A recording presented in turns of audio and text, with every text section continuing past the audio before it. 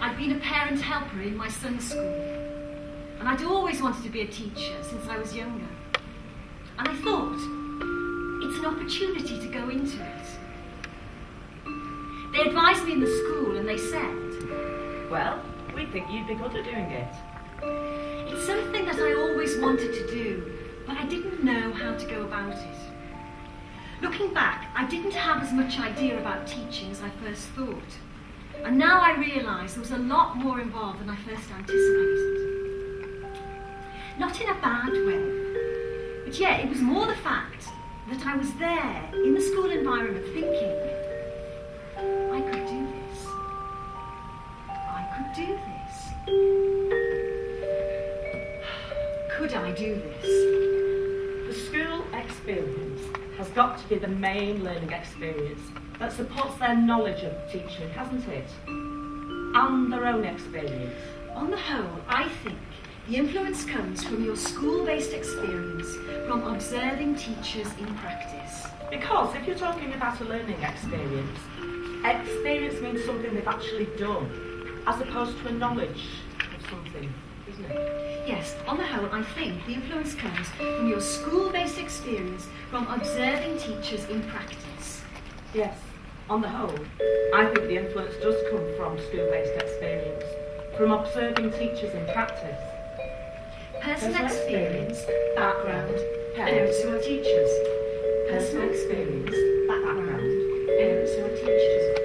But there's an awful lot of emphasis on theory, learning theories and psychology, which the general consensus is, once you're in the classroom, that goes out the window.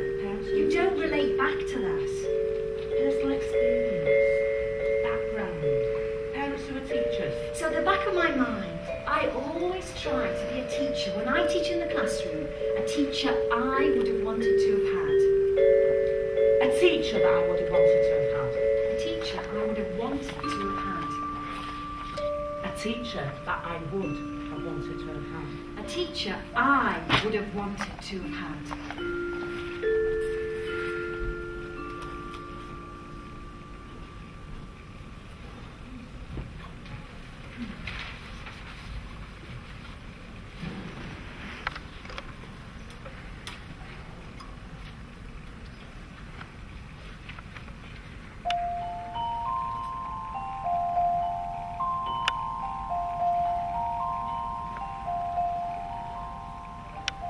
How do you think it went? With placements, obviously, it kind of depends on the school and the teachers. But if you can get into a class and disappear into the wall, I suppose, and you don't interact with the children, you can learn a lot. I think I've learnt a lot from various teachers. What have you learned? Especially my last placement, just different ways of doing things and seeing how they work. But how do they work? Also, whilst teaching, with tutors coming in, I've had observations where the lessons have gone well and the feedback has been strong. And straight away I think that's important as well, that you're told, this is what you're doing wrong. This is what you're doing. I like this. Work on this. I think the feedback from tutors has been good in my experience. I was thrown in at the deep end, and it was tough. And you either swam or you sank. And it also sorted people out who actually wanted to teach. And can you do it? Can you do it? Can you actually do it?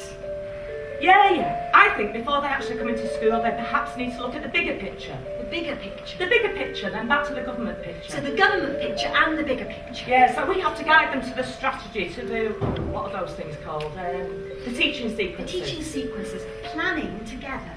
See the teacher relating to the teaching assistant. Yeah, the teaching assistant and the sort of close links they have and the communication. And obviously, that's something that can only be actually seen in school. Teacher or mentor modelling. So for the skills of teaching, a lot of it is learned from the placements. I need to know before they teach a lesson that they actually understand what they're going to be teaching. Like how to control the class with your eyes.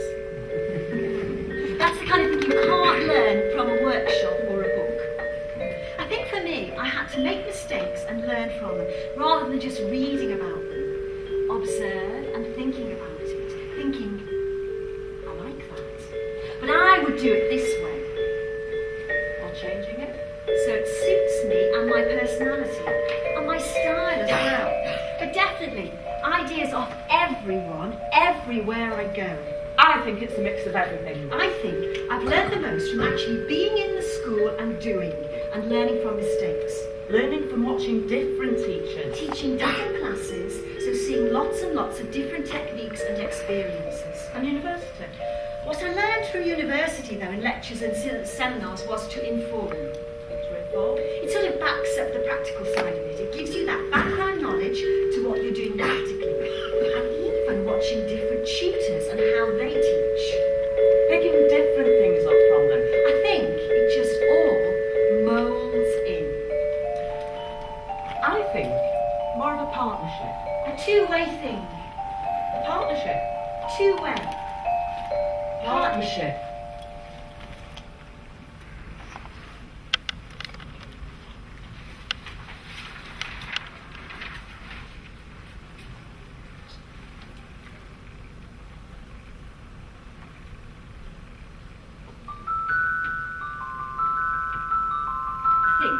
A lot of it is going into school and getting the knowledge of what the children are up to. And building on what they already know. And then trying to find out a lot for myself. It's much clearer to them what they're learning at university and how that actually impacts on their teaching experience and themselves as a teacher, and then how the two marry together. A lot of the tutors on the teaching side have been teachers, so they know where they're coming from, and what they're saying to you is helping you out. And again, everyone thinks differently and picks up things differently. Sometimes it's best to get a couple of people's views on how it is. And then build on your own on the best way to teach and use the knowledge that you've got to teach it. Teacher, what I'm teaching is what is expected to be taught. And I'm pitching it the way for the children to learn. How they actually learn and think. Because it's not just about me gaining subject knowledge. It's about them gaining it and knowing how to do things as well. I think that it's important to have the knowledge. I don't dismiss knowledge. I don't dismiss knowledge. I think that it's important to have the knowledge. How they actually learn and think. I think there's got to be a two-way thing. You've got to give something to the children. Take something from them. And then build onto it. And then work on the knowledge together.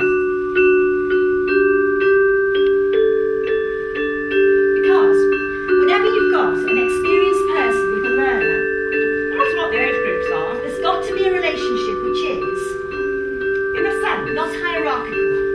Because that will be a barrier. Because it's not just about me gaining subject knowledge.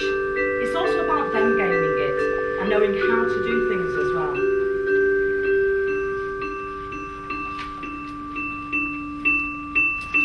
See where they're at. And see where they need to go. See where they're at. And see where they need to go. See where they're at. And see where they need to go. See where we're at. And see where we need to go.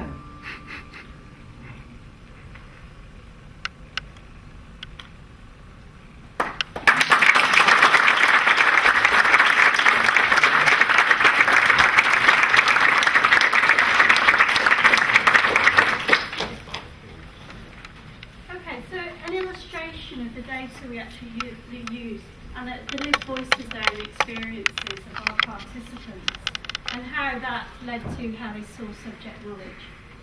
What I'm going to finish up on then is just, as the project is ongoing, what's actually emerging from this and what's becoming increasingly obvious to us are the affordances and constraints within our partnership and within the learning in that, and how they actually seek to sort of constrain or enhance teacher learning. And some of these things are illustrated there in those voices. In this replication phase, where we have individuals that show dualist type epistemologies, where professional knowledge there indeed illustrated as being separated out and gained in teaching experience. We have things like mentors talking about high academic achievement as not a prerequisite to becoming a good teacher, and innate teaching abilities as a precursor. So if we exemplify that further, how does that relationship work in the classroom, where you go into a situation and you're told that as a student teacher that your academic achievement is not actually required to be here, that actually it's about having an ability, it's having this sort of innate ability that you're born with. So immediately the mentor sets up a sort of a deficit model, something that maybe the student doesn't feel they can recover from. And then we move on to this sort of formation here and this multiplicity, where we see indeed that we're constrained in this view, where people think that the subject knowledge is just bounded by their policy and by practice and by certain practice with that mentor or other people. And indeed constraints such as the mentor being a regulator, persistently checking work. We had one sort of extract from an interview where the student was checked the whole time, the whole sort of 10, 12 weeks, not showing sort of sensitive mentoring, personal mentoring, where one might step back and actually allow that student to transform and develop fully. And here another constraint, observation maybe of just restrictive practice, seeing the same ideas, not actually then putting that into practice. And again, ideas here about hard work and persistence. Can you actually do it? Can you sink or swim? And we've all heard those attitudes sort of from some people in school. Again, not really our vision at home, not allowing people to flourish and develop, not giving them confidence. And in our transformation zone here, our sort of relational zone, where we see subject knowledge as encompassing the whole range of things that actually happen in the classroom and the relationship with the students, we see things that are forward that are identified as, we do see positive dispositions here, self-determining people, so people who have confidence, or they're actually allowed, they have a mentor who recognises this and allows them to be like that. Providing a variation in experience around a school, variation outside of the school, variation with working with children, integrating services, and deep subject knowledge is actually informing this. So, the relationship there, being able to see where the children are, being able to change things on the cuff, being adaptive, etc., in the classroom at that moment. And finally here, because relationships are central to this, what came out here was that people were recognising that students' questions and students' contributions are equally valid, so that everybody is learning in this partnership. So here, not constraining, affording somebody to transform, maybe transform their epistemology, to grow, to generate as a teacher, allowing you to learn, to enhance your discernment. So finally, I wanted to finish on bringing this actually back to the classroom and where we need to go. And it struck me that when we go into a school setting, that if this is the corridor that we encounter, maybe the forming classroom, or the replicating classroom, or indeed the transforming classroom. And as Professor Jack Whitehead had actually joined our faculty, we were sort of drawn into beginning to think about our own lived experiences as a valid source of knowledge. And I looked back and remembered on my own teaching practice where, indeed, in one school I was teaching technology on one side of the corridor where I was being formed and moulded into a shape.